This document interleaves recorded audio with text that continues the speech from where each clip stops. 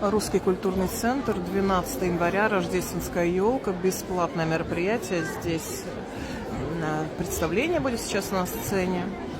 И весь зал занят, моментально причем занят, все места, потому что бесплатно. Понимаете, насколько людям все-таки не хватает театров, праздника какого-то.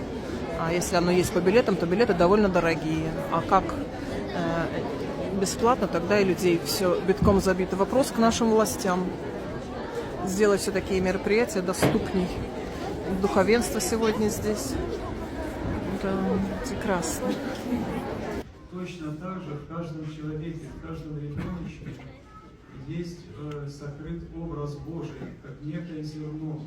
И по мере возрастания мы должны развить его, этот образ Божий, так, чтобы он действовал в полной мере.